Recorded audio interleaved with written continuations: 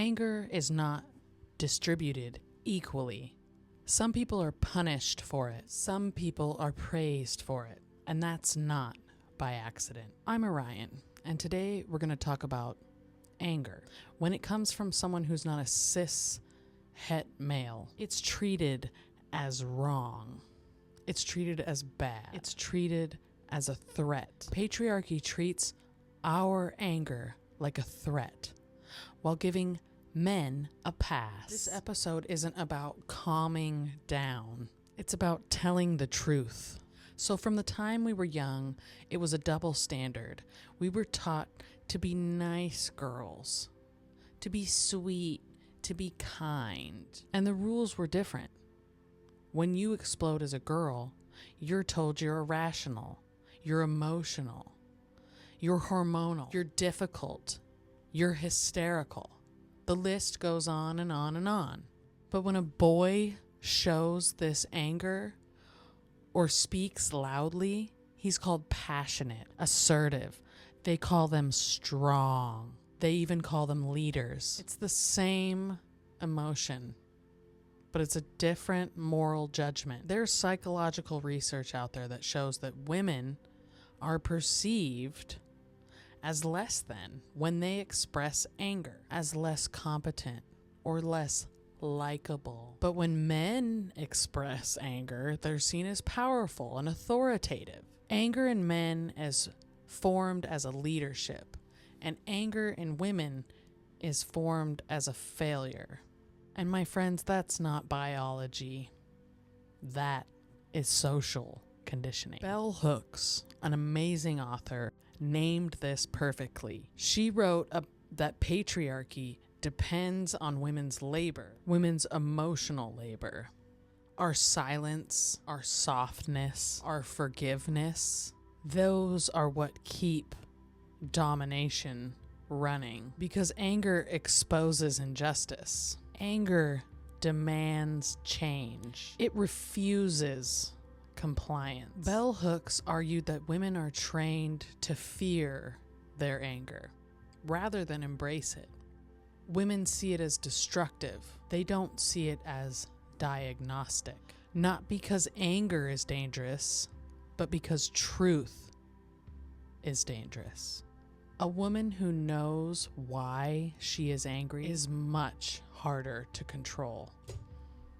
Let's be clear about what patriarchy actually does. It normalizes men's anger. It excuses male violence.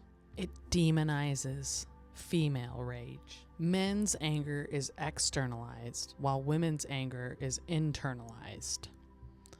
That's why men can punch a hole in a wall, and women are told to go journal quietly and to smile nicely. When men express anger, it's seen as a release. But when women express anger, it's irresponsibility.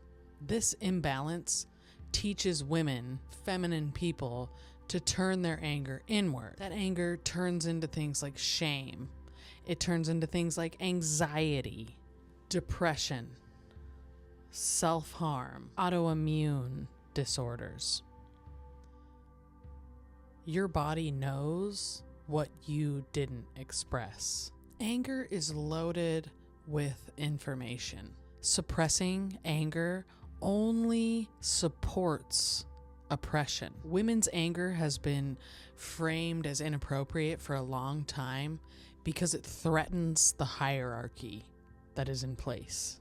Women are even socialized to prioritize care over justice, even when care costs them their own safety. The translation of all this: we are trained to be good instead of free.